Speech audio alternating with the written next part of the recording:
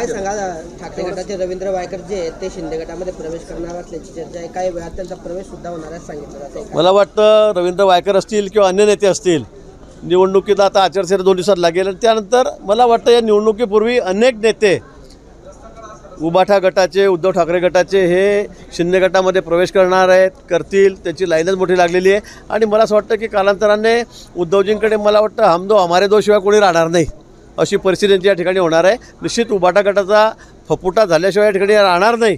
निवडणुकीमध्ये तुम्ही बघा, ज्यावेळेला निकाल येईल त्यावेळेला सगळ्यात जास्त फपुटा हा उबाटाचा झालेला असेल.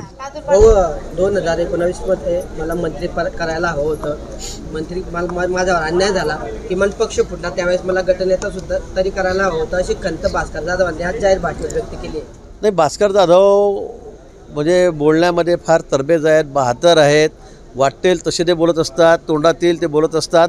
त्यामुळे त्यांना करावं नाही करावं हा तर प्रश्न शिवसेनेचा आहे.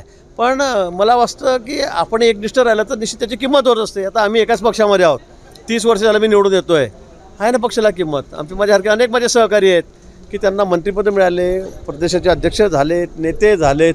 पण तुम्ही एका पक्षात राहाल तर तुम्ही पक्ष बदलतात घडी घडी, वेळ प्रसंग पाहून तुम्ही स्वार्थपणा करतात. त्यामुळे तुम्हाला कोण मंत्री करणार आहे?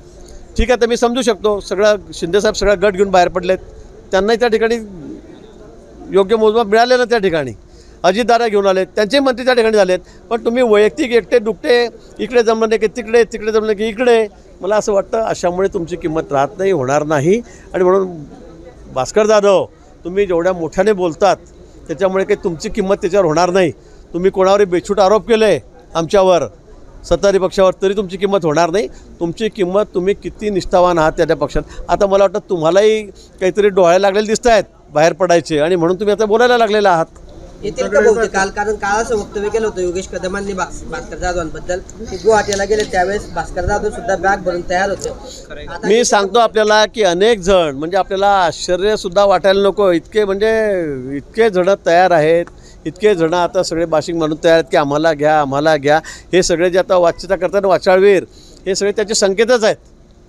हे सगळे जे वाच्यता करतायत आता मग मला हे का केलं नाही, मला ते म्हणजे नाराजी व्यक्त करायला त्यांनी सुरुवात केलेली आहे. हे सगळी म्हणजे सगळीकडे तसंच आहे, जळगावपासून सगळीकडे तसंच चाललेलं आहे. एबीपी माझा, उघडा डोळे बघा नीट.